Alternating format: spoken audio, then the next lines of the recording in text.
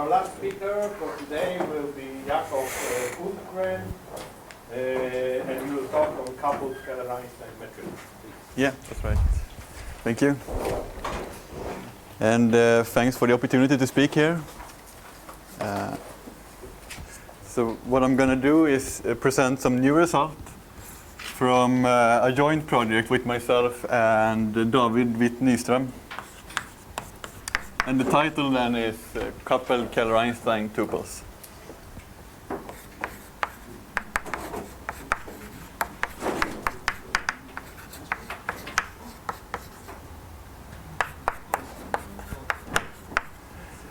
Or coupled Kahler-Einstein metric, I think was the title in the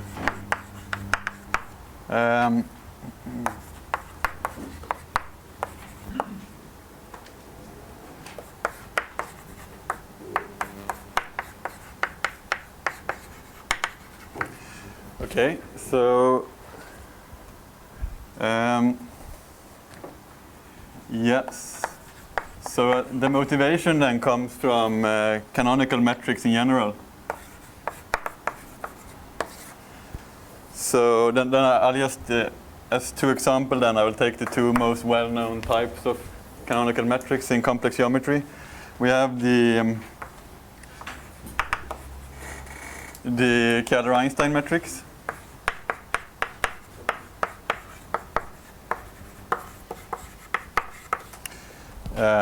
So here we look at a complex manifold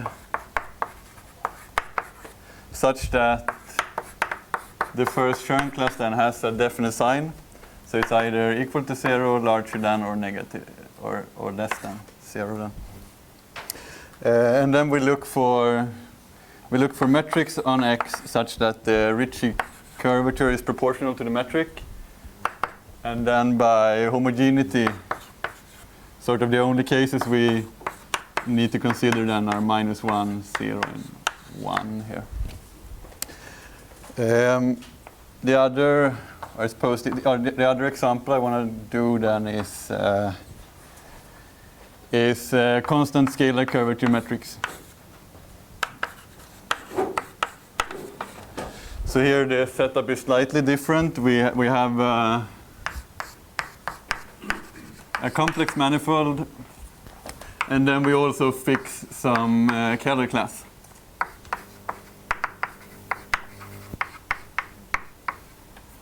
And then we look for a metric in this class which satisfies that its scalar curvature is constant. Okay, so that's two types of canonical metrics. But then I want to go back even further a little bit, and I want to sort of ask, why do we study canonical metrics? And you could say that one motivation for canonical metrics would be to study, for example, study moduli spaces. And then I will be sort of very brief, and I will only do one example then, which is very related to Kahler-Einstein metrics. That is to, for example, if we want to look at the space of Fano manifolds, and of some fixed dimension, and then I'll put and say we want to look at the space of K polystable Fano manifolds. So if we want to study this, one approach would be, to make sense of this, you have to embed these manifolds into some big projective space. And then sort of identify submanifolds if they're equal up to biholomorphism. Another approach, then, if we have canonical metrics, is to replace this moduli space with, instead of studying this, we just, to each pair, we just give it its Kahler-Einstein metric, and then we study them as metric spaces, and we put the Gromov-Hausdorff topology on it. And then, so that's moduli spaces, and you also get as Matthias talked about, this is also if you study, for example, if you study degenerations, so for example, if we have some degenerating family of Calabi-Yau manifolds,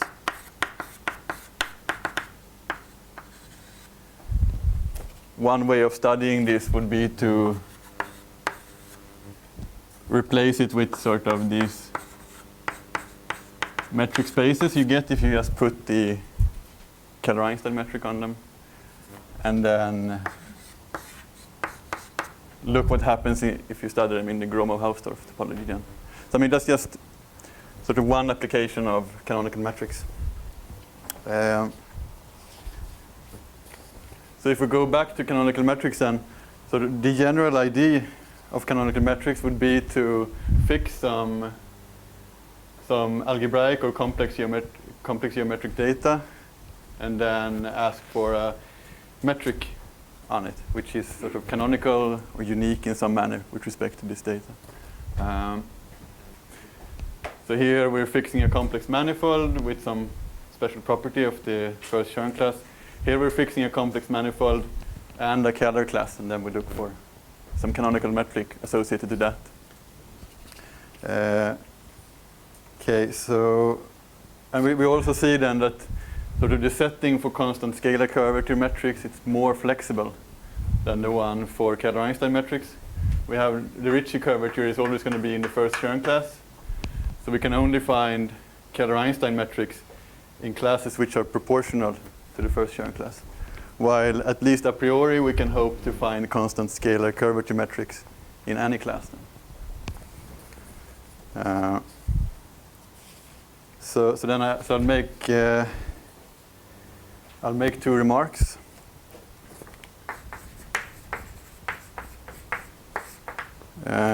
So the first one then is that the setting for constant scalar curvature metrics is more flexible. On the other hand, you can also another observation or remark is that the control of the Ricci curvature is stronger than control of the scalar curvature. And in a lot of situations, in a lot of technical situations, sort of control of the Ricci curvature is very useful now. So. But if the first and class is definite, they are equivalent. As long as you stay in the, as long as you are in this class, as long as you are in the first Chern class. Yeah. Yeah. But there is. I see what you mean. Of course. Yeah. Right, because there can be many metrics that are not in the plus or minus Chern class. Okay, Yeah. You're right. Exactly. You're right. Okay. But it's a good point.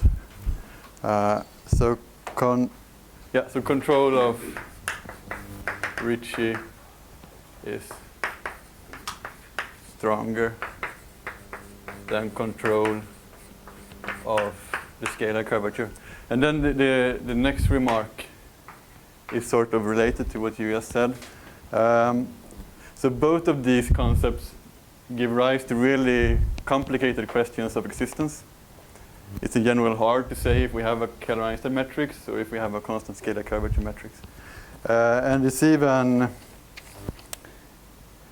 so I will do one example of this that sort of illustrate how complicated this is. So it's a result by Julius Ross, where he constructs a pair of a complex manifold and a class, such that X is of general type,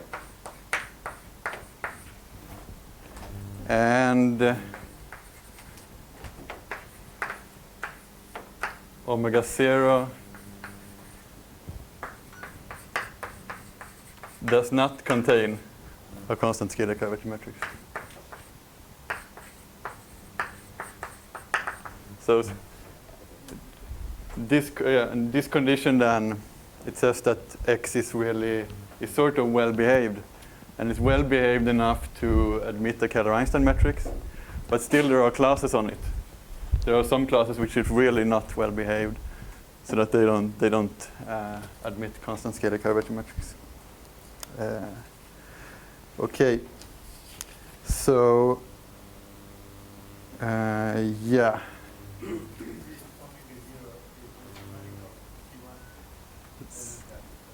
So omega 0 here is not this one. It's typically very different from the canonical class then. Yeah, sure. Right. So what we're doing then, or what I will do now is to introduce a new type of canonical metrics, and they will not be like Kahler-Einstein metrics, sort of constrained to classes which are proportional to the first Chern class, but they will be defined in terms of condition on the Ricci curvature rather than conditions on the scalar curvature. And they're not really metrics, but they are k-tuples of metrics. And they will be defined by certain coupled Kahler-Einstein equations, which I will get to.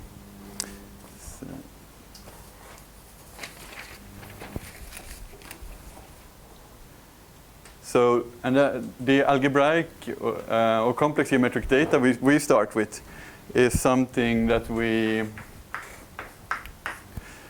call a decomposition of the first Chern class. So we say that a k-tuple of Kähler classes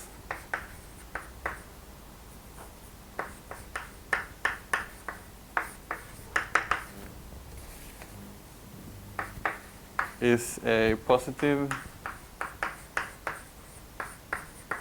or negative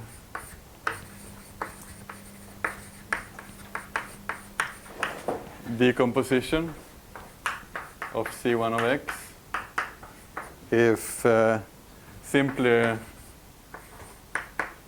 their sum is equal to C1 of x, or the sum is equal to plus or minus C1 of x.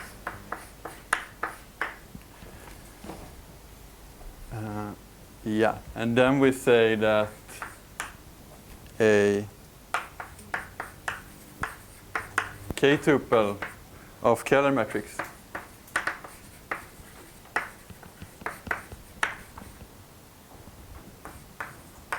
omega I is coupled Kahler-Einstein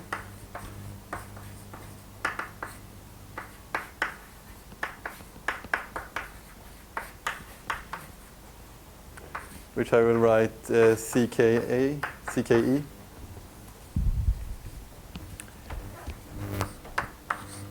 So a couple of Kähler metrics satisfy this if the Ricci curvatures all coincide,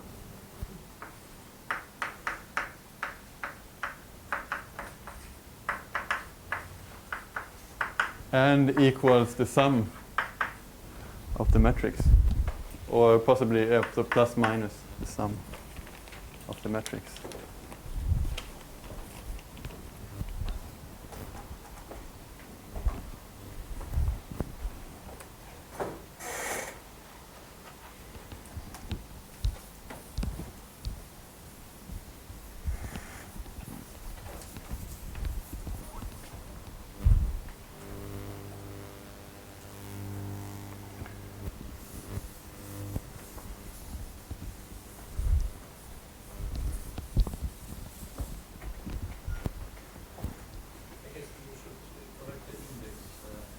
Oh, shouldn't it?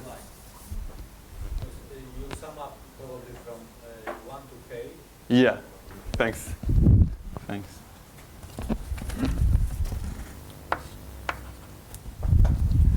Yes.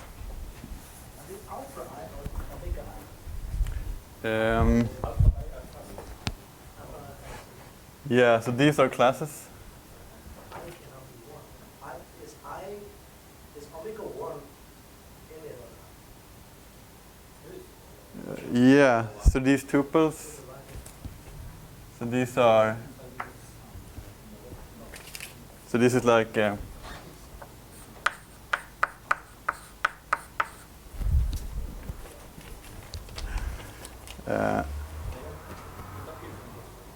is it clear or? Yeah. Okay, so this one, the Ricci curvatures are always going to be in the first Chern class. So we see that if we have a coupled Kahler-Einstein tuple, then this is always going to define a decomposition of the first Chern class. So we get this, from this equation, we get this cohomological condition on the classes of omega I that they have to satisfy this equation. I think there's some problem with science here, because you say that you already assume that your C1 is positive or negative, right? Yeah, I have. But you Follow from the definition. yeah. But if you write plus minus alpha I, then it makes a little better sense because this Either would. positive or negative. Yeah. So now it is assumed. Oh, you want me to put plus minus here instead? before alpha. In here? Just express your Keller class as a linear Yeah. C1 So you would. Keller classes, and you would have the same equation with sign. So consider some mixed signs there, like yeah, that would be really interesting. There is some sort of great difficulties with considering these. I can comment on that in a sec, in a while. Okay, but yeah. So now I'm going to present a few of our main theorems then. So as you said there,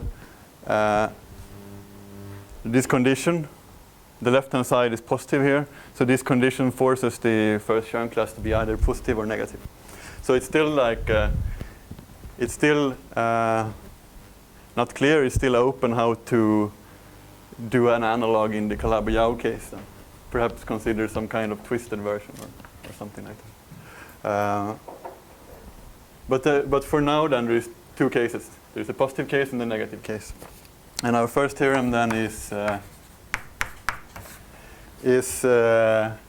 concerned with the negative case then. So when X is of general type, when the first Chern class is negative.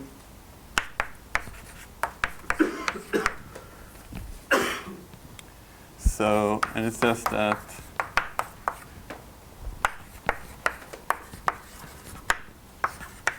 if we have a negative decomposition of C1 of X,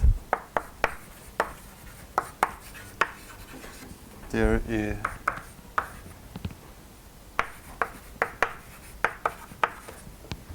then there is a unique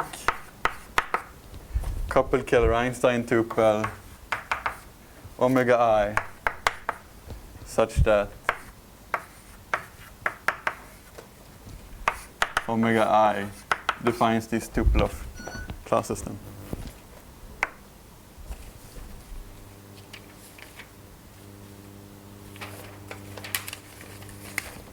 And then I'll move straight on to the next theorem, which is concerned with the opposite case when the Fano case, when the first Chern class is positive. So I will begin with a remark here.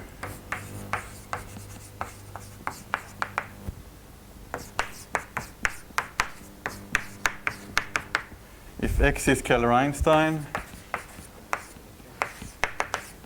and alpha, and we have a very special decomposition here. So we have a decomposition where each element is proportional to the first Chern class.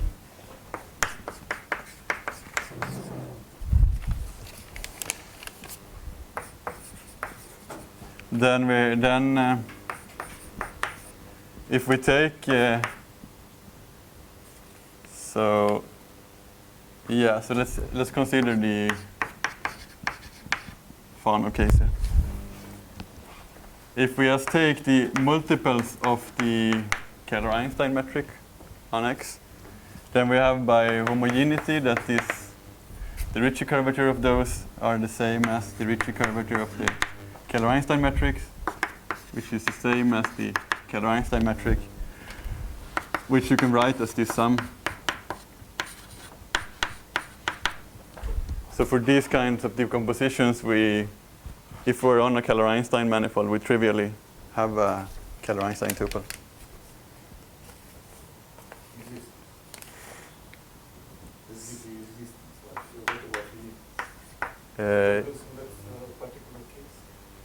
It will be, yeah, it will be unique actually. But it's not clear, but it will be clear sort of from, yeah.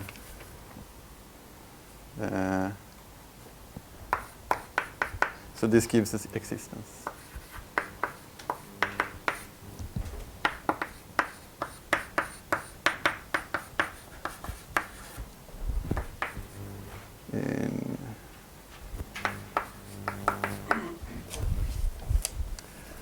So if you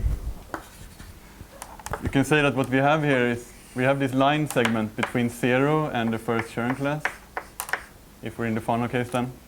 And as long as our decomposition, all the classes in our decomposition lies on this line segment, we know that there is trivially a couple Kahler-Einstein tuple on it.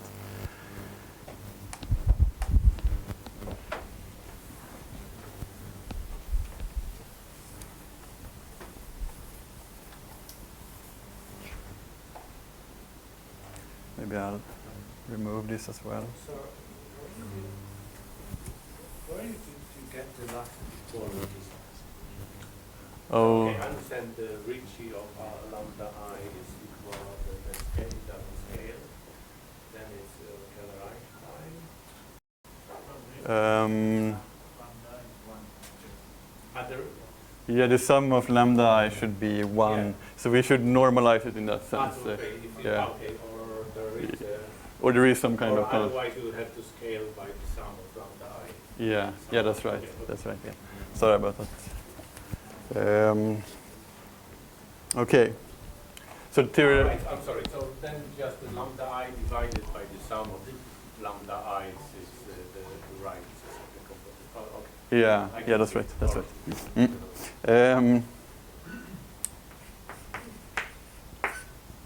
So theorem B then.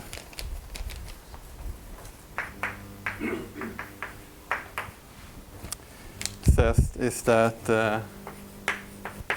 so this is the Fano case, which then, as expected, it turns out to be a lot harder than the general case, than the general type case. So our theorem is that if X is Fano and Kahler-Einstein, and the automorphism group is discrete,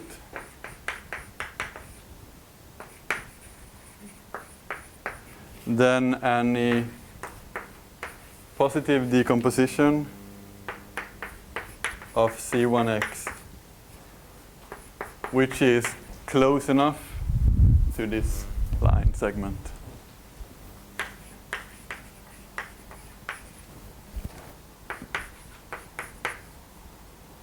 admits a unique coupled Kahler-Einstein tuple. What is uniqueness generally are true in this assumption? Yeah, it is. So existence means closeness and uniqueness is true. Uniqueness is true. And existence, actually, we don't even know that the space of decompositions where we have existence is open. We don't have openness in the, it's actually there's some sort of interesting complications there. But no. Yeah, exactly. We have different signs.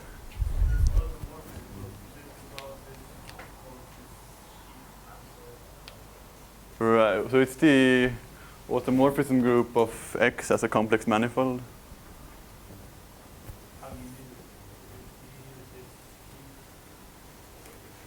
Sort of when we, I'm not sure I understand the question. Otherwise, it's just false. I mean, you can, uniqueness is just false if the automorphism is non-trivial. Yeah, exactly. If we would have. Uniqueness up to Yeah. holomorphic transformation. So okay, so I'll get to that now. I'll do theorem C now, which is considered with the uniqueness in the general case, and you get what you expect. You get uniqueness up to automorphism, or up to infinitesimal automorphism, whatever, up to holomorphic vector fields. Yeah. Even on P1, uniqueness is up to matrix transformation. Yeah, exactly.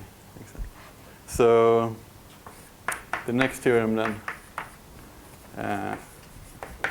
Let X be Fano and omega I and omega I dot be coupled Kahler-Einstein tuples such that they define the same class or the same decomposition of the canonical bundle.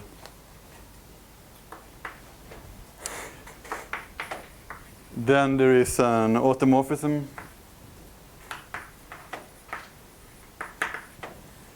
F. So it's an automorphism in the identity component of the automorphism group. Such that we get one of these tuples by just pulling back the other one.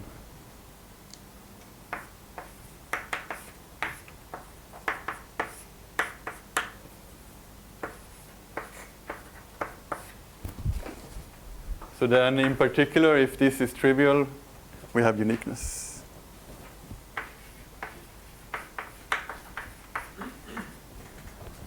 If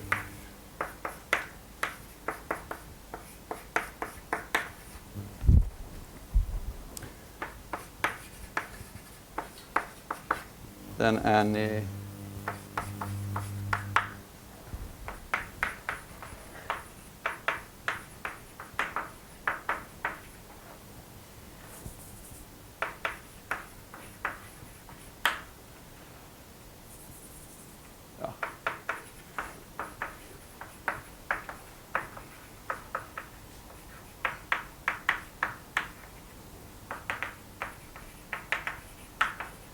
Does this contain Bandamabuchi in particular?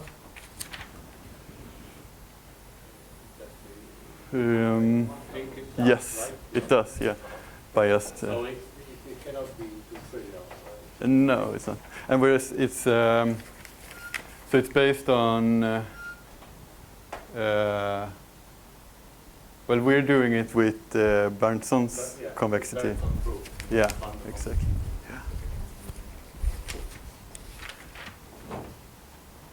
Right.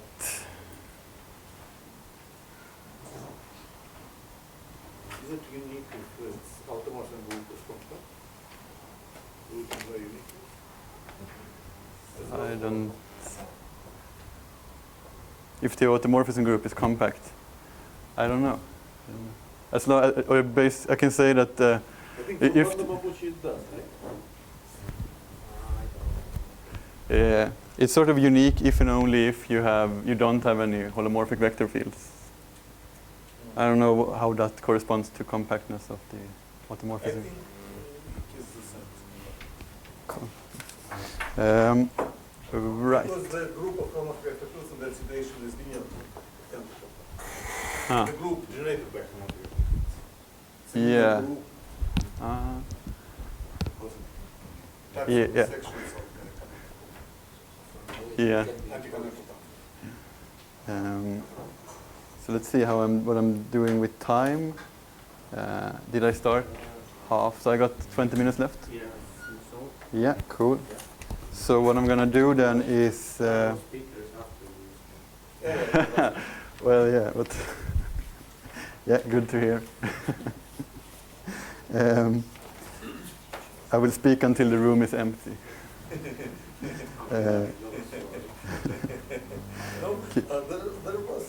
There's a Friday seminar in that room, which has this rule, and it was, I mean, possibility, and once it was like until 10:30 Wow. from 5, and the room, by then there were like 2 people.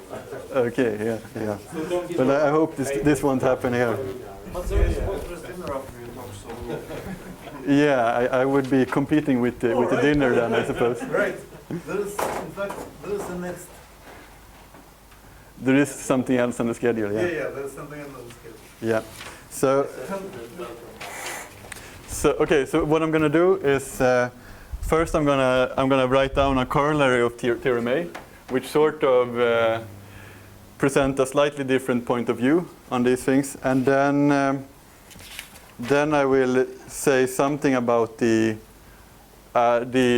so we get from this Kahler-Einstein, from these equations. I erased them now, but we get, as expected, we get Monge-Ampere equations, or we get a system of Monge-Ampere equations. So I will write them down, and I will also say something about the variational approach, because there is an analog of the Ding functional in this setting. And then, depending on if there is any time, I will say something about existence in the general Fano case and case stability, and then. Yeah, I would start. Yeah, so that's it. We will see how far I get on that. Right. Yeah, I think I'll erase everything.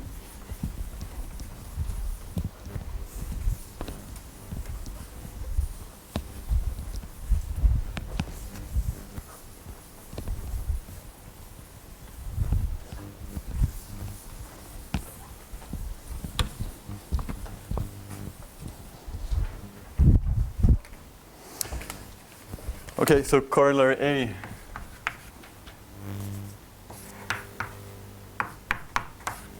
is so it is a corollary of theorem A. So we're in the general when X is general type. So we have a manifold of general type, and then we have a Kähler class.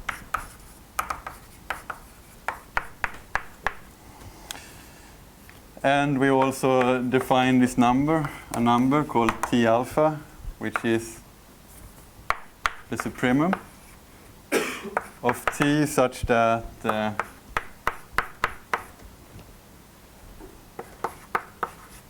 this class is positive.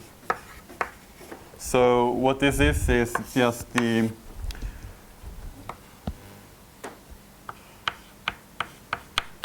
it's sort of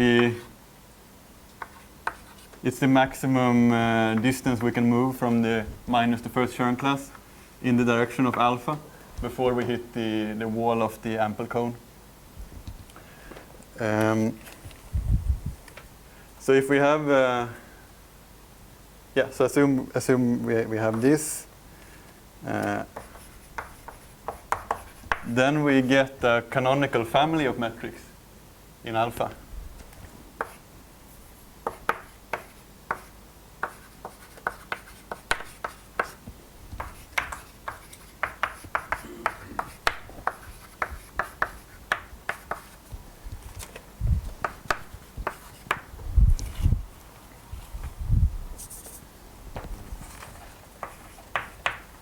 Omega t.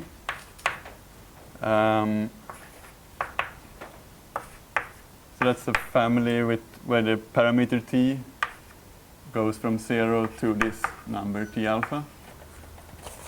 So we get the canonical family of metrics, and one property of these metrics is that the Ricci curvature satisfies this bound.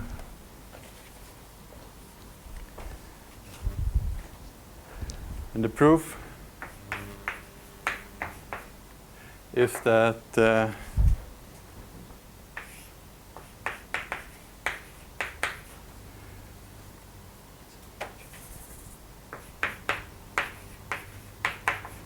we apply theorem A to this special decomposition, which is given by taking t times alpha and then pairing it with whatever class we need to make this a decomposition of the first Chern class.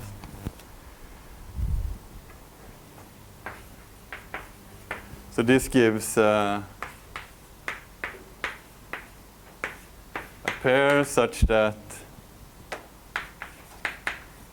Ricci of omega 1 is the same as minus omega 1 minus omega 2, which is, of course, which is less than omega 1 then. And then if by homogeneity, I can put a factor here. And if I put the same factor here, I get this bound that we're talking about. So this is then going to be an alpha. And that's what I call omega t in the corollary. So instead of thinking of this data we start with as a decomposition of the first Chern class, we can start with a class and then some real number, which is small enough for this to be positive. So this theorem A, so in the negative class, does the existence of the Kahler-Einstein metric give you anything? Cannot you do the same thing as the decomposition? There are not multiples of We get the Kahler-Einstein metric? you get the same thing, but we can prove that we always have existence in the negative case. Yes, but there is always a Kahler-Einstein metric. Yeah, there is also. So This depends on the choice of alpha j at the beginning. Aha. If Okay. it is not proportional to the function class, then you can. Then it's not elementary. okay. Yeah. Okay, and then as a remark of this for this corollary. So if you recall from the introduction, I said that there are examples of general type manifolds and classes where there is no constant scalar curvature metrics. So I mean, this means that we have examples of manifolds and classes where there is no constant scalar curvature metrics, but where this canonical family of metrics exists then. So yeah.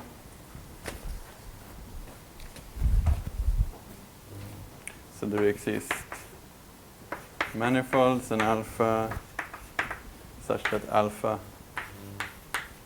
has no constant scalar curvature metric. But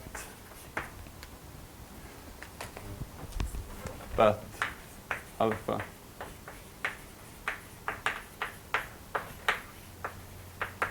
has canonical family as in corollary.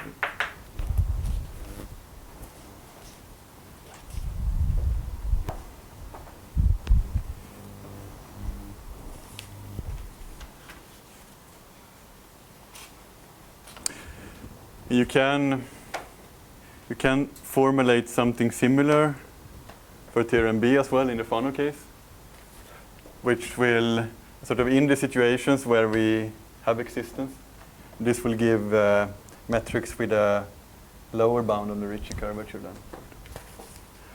then. But then since the question of existence is a lot more complicated, I will not formulate that here.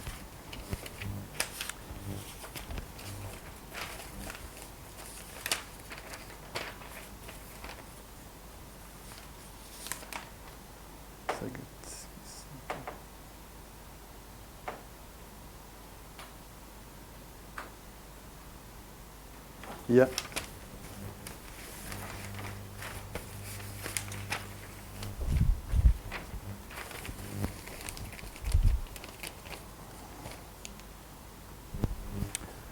Okay, so then I'll say something about the proofs, or sort of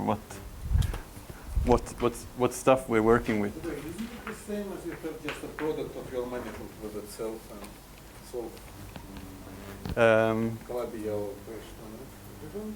It's different, yeah. You get, I mean, if you have a product and solve the Calabi-Yau, Again, first term class.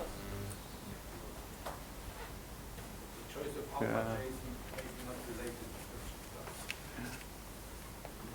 yeah. And it's sort of unclear how to formulate this as a statement on a product manifold. It would be interesting to see, but we haven't come up with any way to do that.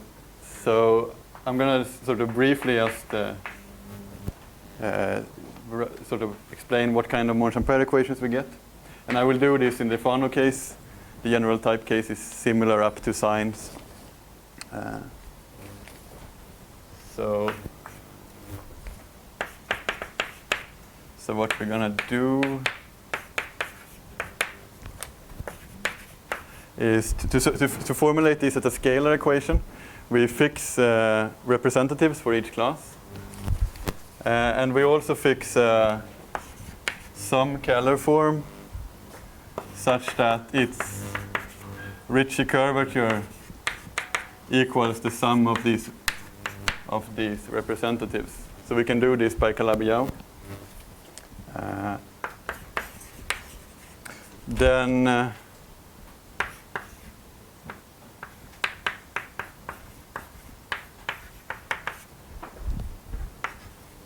Then the Keller metrics defined by this, or the tuple defined by this, is coupled Kahler-Einstein if we have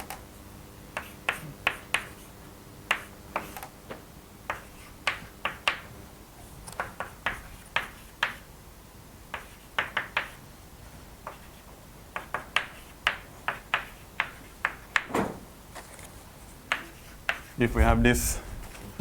So this is really a system of equations. There's one equations like this for each I. And the right-hand side is independent on I.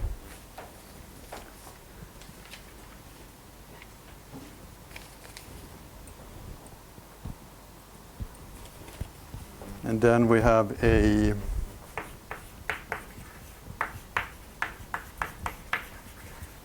Ding functional.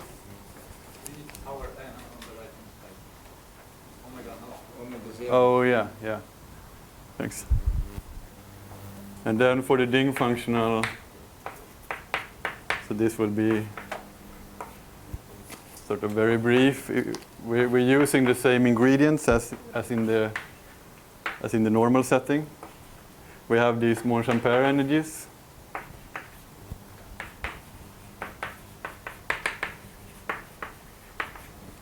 Energy on. And we have these finite energy spaces, which is, if you look at it from sort of one point of view, these are defined as wherever these energies are finite.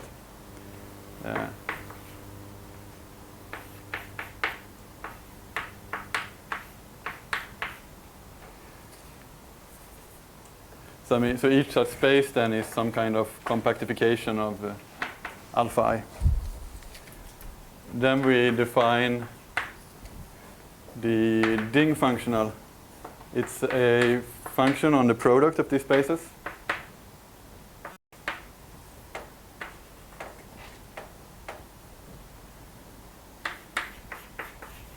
And it's given by a sum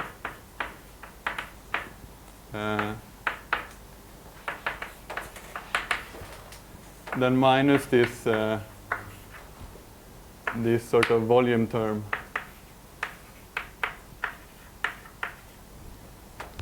which you find in the regular Ding functional.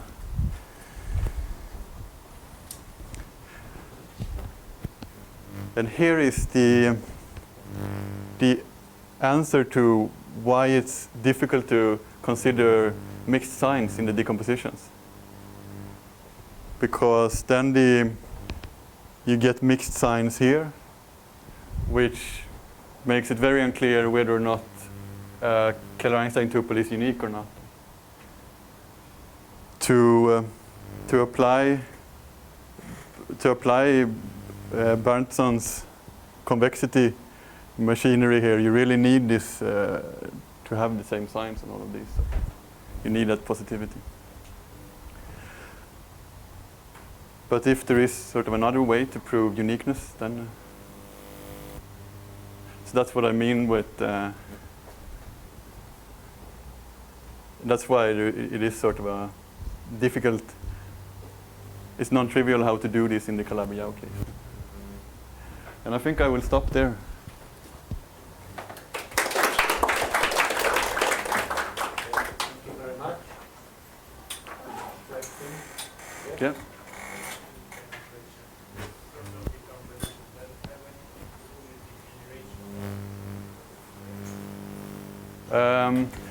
Right, so as like, I mean, indirectly, or the way we look at it is that this is, this becomes an approach to certain moduli problems. So, I mean, the related moduli problem would be to look at sort of complex manifolds or projective manifolds together with the data of a decomposition.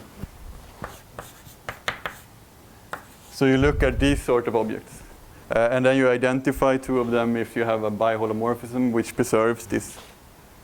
And then, then the idea is to replace if we have a coupled Kahler-Einstein tuple, we have something canonical we can replace it with. So we just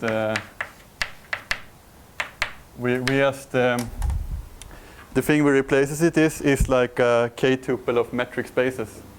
And then you put the appropriate Gromov-Hausdorff topology on that.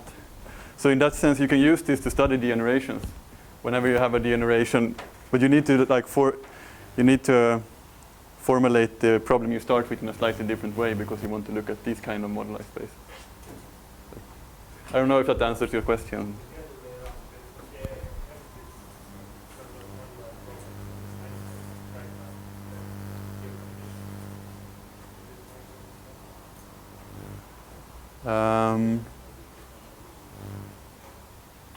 Yeah, I suppose the way, I mean, the way to do it would be to put an extra structure on your moduli problem to consider. Yeah.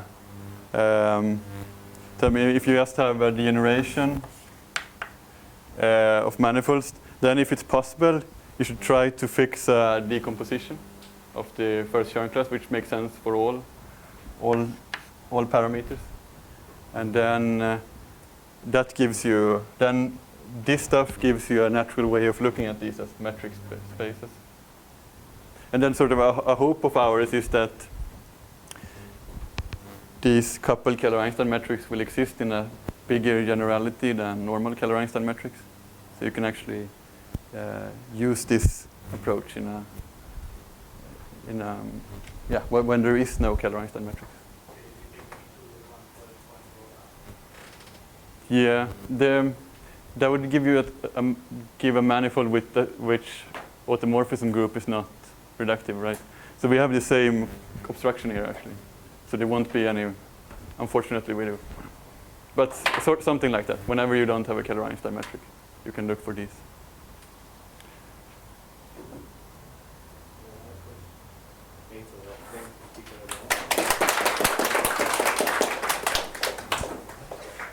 Now reception in the same room as was with the Curvature, which is central symmetric with this one.